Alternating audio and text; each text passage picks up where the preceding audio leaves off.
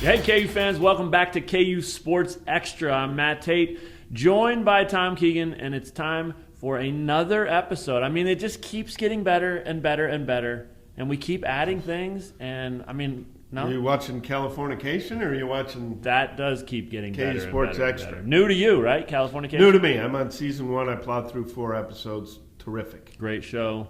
Not as good as this, and maybe a little better than My Mother the Car.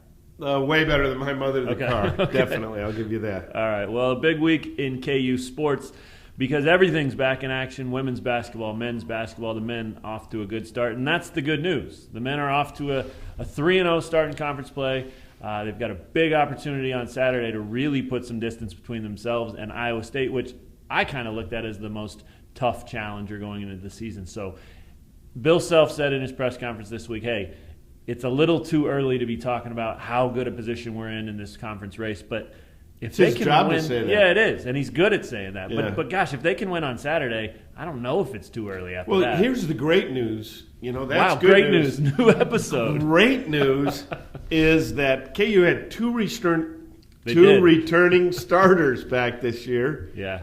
And Perry Ellis and Wayne Selden offensively have been nowhere near what they were even a year ago.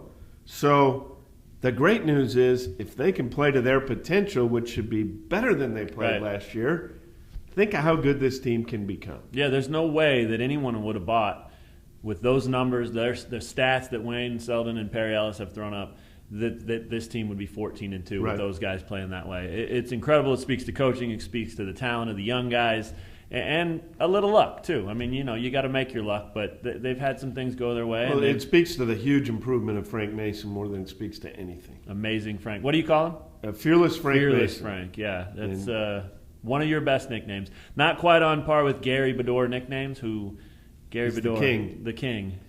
We haven't updated people, any developments there? I'm glad you mentioned Gary Bedore because we haven't on a KU Sports Extra yet. Congratulated Gary on being named the State's Sports Writer of the Year by the National Sportscasters and Sports Writers Association. He is the Kansas Sports Writer of the Year, which is good news, but the bad news about that good news is he now has more leverage to use against us in our negotiation with him, our ongoing negotiations to get him to come on KU Sports Extra and make his debut appearance here.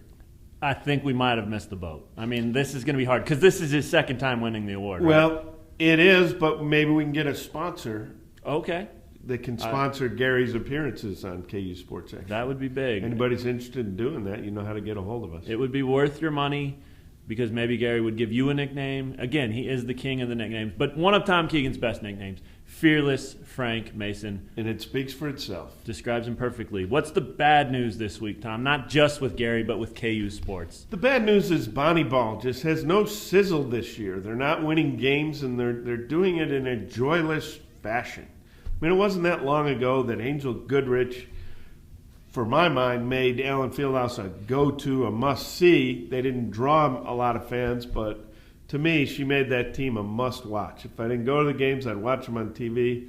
No sizzle now. That's the bad news. There just seems to be a joyless place when they're playing at home. Yeah, they won 7 of 9 to open the season, and they've lost 6 of their last 8.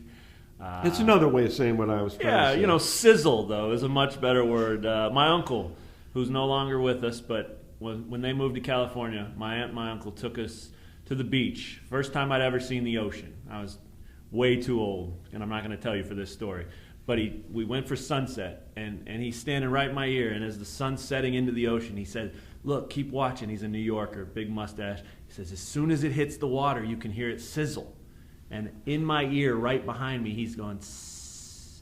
And I really bought it. I thought that was the coolest thing ever. So that's what Bonnie Ball's missing, sizzle. Yeah, maybe they could do that on the video board or something, but it really is. And it's just, why does it have to be so joyless? Does anybody smile? You know, I mean, it just, they need a little sizzle. Yeah, and they've got Baylor this weekend coming to the Fieldhouse.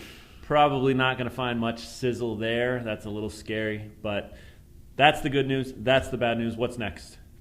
What's next is statistically speaking. Tom's new category, where one of us gives just throws a player's name out there, and you come up with a good stat and a bad stat for him. And this is our way of making sure we do our homework and can have a good stat and a bad stat at the ready for every player. And Are you going to go or me? I'm going to give you a name. Okay. Jamari Traylor. Jamari Traylor. Whew. Much maligned Jamari Traylor.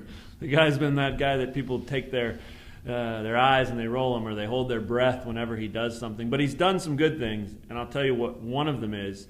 In Big 12 play, 3 games so far, Jamari Traylor shooting 79% from the floor. Wow. 11 of 14. So the reason that's a good stat is two things. One, it's very high percentage, obviously. But Right. 2, it's not too many shots. He's not taking 30, 40 shots in those 3 games.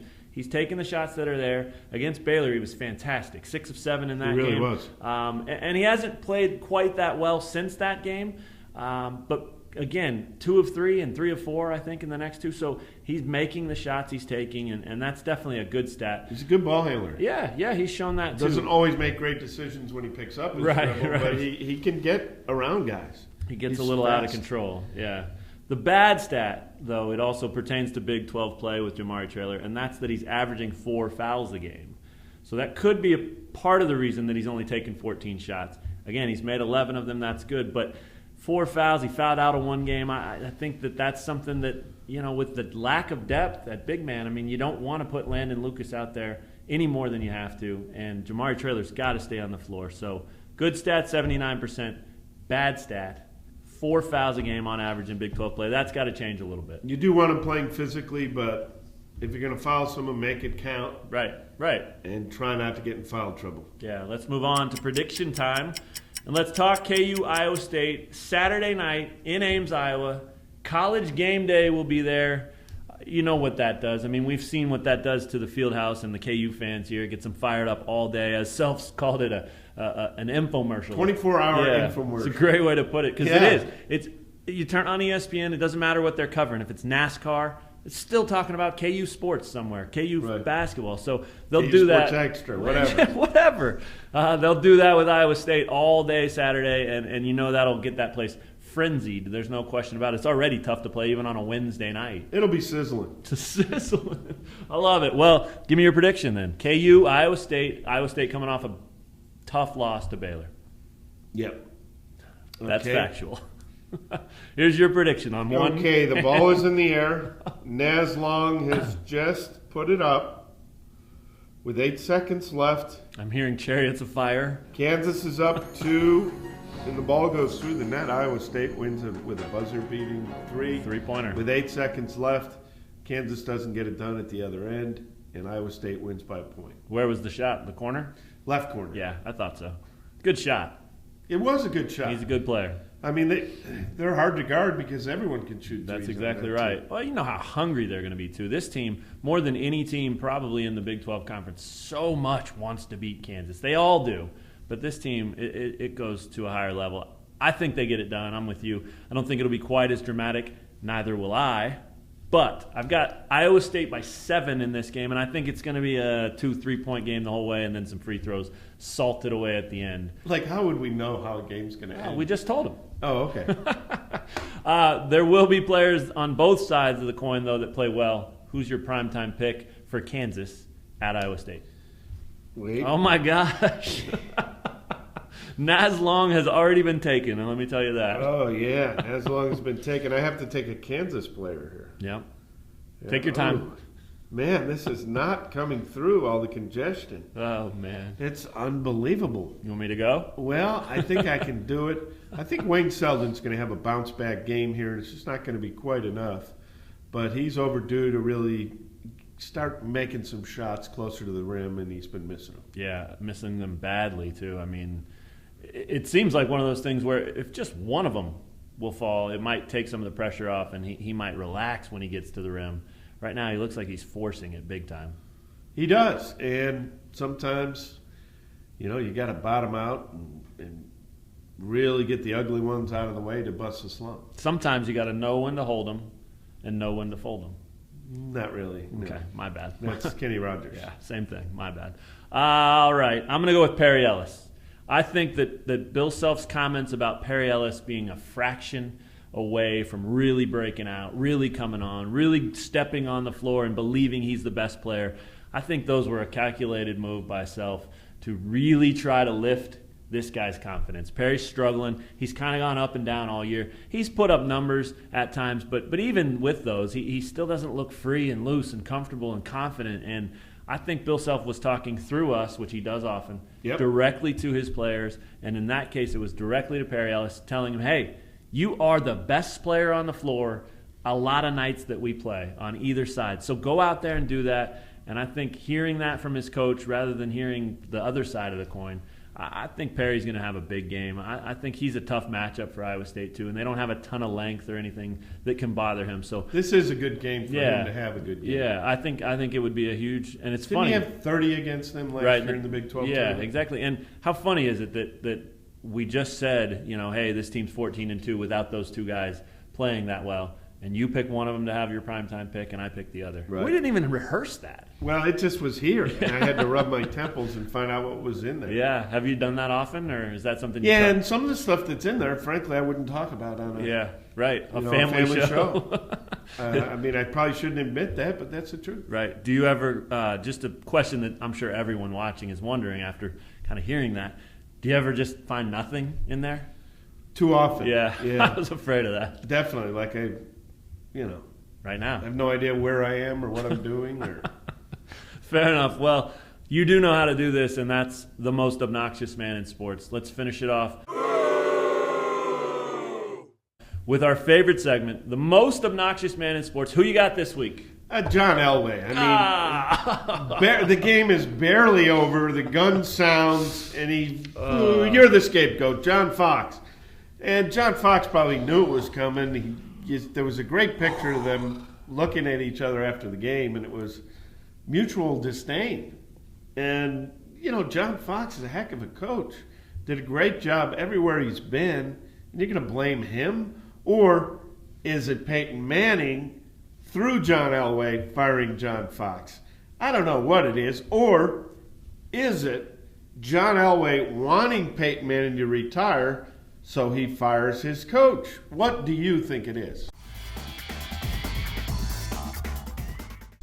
I think it's John Elway being so competitive that he can't stand it and saying, look, that guy's good, we need great. And he wants Peyton back. I believe that. So they're going to go find a coach that can take him to the next level. And who would that be? I don't know. That's the problem. Is there somebody out there who's good enough to do that? That's the problem. I think your two best options are Peyton Manning himself. Yeah. I mean, why the heck not? I like that. We were joking about that the other day, but I wasn't kidding. Or John Elway himself. Because the problem with John Elway, and this is a guy, you got to remember, this is a guy who, when he was teammates with Ed McCaffrey, great wide receiver, when Ed first joined the Broncos, he had him over to his house, and they played a game of pool, of billiards. John Elway had never lost in his house on his table. Ed McCaffrey beat him. The next day, John Elway sold the table. I mean, that's how competitive this guy is. And I'm not saying that's right. I love him. I love John Elway. But I'm not saying that's right. But that's the kind of guy you're dealing with. So, what sounds to me like he's a poor loser. He's a lunatic. He's a sore loser. Yeah. But what coach is he going to be happy with then when that's his mentality, So Archie Manning? There you go. That'd be fantastic. I don't know that Archie has ever coached, but he certainly knows how to teach quarterbacks. Yeah, there you go. Well, it'll be interesting. I'm excited to watch and see who they get, obviously, but I agree with you. It's going to be really tough to see John Fox coaching somewhere else because I love the guy. I think he's a great coach, the kind of coach I would want to play for. Yeah. Unfortunately, he wouldn't want me playing for him. Well, I would hope not. Do you know who John Elway's first quarterbacks coach ever was? I do not. His father. Well, Jack. at the Broncos. Oh, okay. No, I don't. John Hadel. Yes. That is the right answer. KU's own John Hadel. You told me that before. Yep. And I've actually had some time to talk with Hadel about John Elway stories. He loves him. Oh, yeah. He thinks he's the best quarterback of all time. John Hadel's a smart man. All right, my obnoxious man in sports this week, I'm going to stick in the coaching realm, and I'm going to go with Ohio State football coach Urban Meyer. Congratulations to the Buckeyes. Big-time win. They looked incredible in that semifinal. Their offensive linemen were unbelievable. Absolutely. And they were lousy at the beginning there because they didn't have experience, but they had Ed Werner bringing them along, the former KU OC. No doubt. They looked great. Elliott, the running back, looked fantastic. Great team. Here's the problem. It's 30 seconds to play. You're up 35-20. The game is over, and you're at the 4-yard line or whatever it was. You got an opportunity to do the right thing, to do the classy thing, and take a knee. He doesn't do it. He tries to score. He does score. Runs up the score a little bit. I totally get the idea that it's their job to stop him.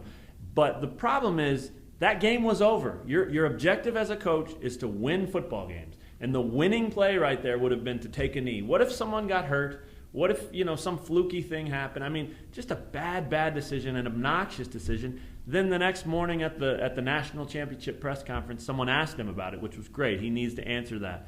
And he said, Urban Meyer sits up there and says, I didn't even think about it.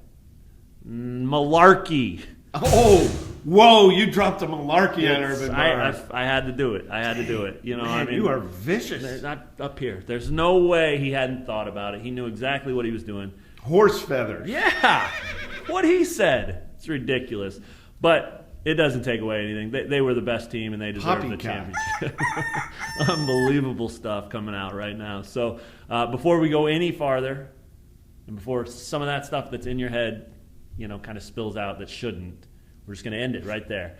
But we do want to get you guys involved. We keep introducing new segments slowly but surely here at KU Sports Extra. And we want to hear from you. If you have questions, if you have input, if you have anything you want us to talk about, please hit us up and do it on Twitter. And you can just contact us on our KU Sports Twitter or use the hashtag AskExtra. I thought you were going to say the hashtag was malarkey. No. I'm not that fired up. I've moved on. Ask Extra, hashtag Ask Extra. Or you can email our whiz-bang cameraman and producer, Benton Smith, at basmith@ljworld.com. Or you can comment in the video section or the comment section below this video that you're watching. So all kinds of way to get your questions, and we'll read a few of them on the air and try to answer them. And have some fun getting you guys involved as well. And he's got one word for Urban Meyer. Balderdash. Balderdash it is. We're going to end it right there. Thanks for checking out KU Sports Extra. And try not to use those words or really anything he does anywhere you go. We'll talk to you guys next week on another episode. Have a great week.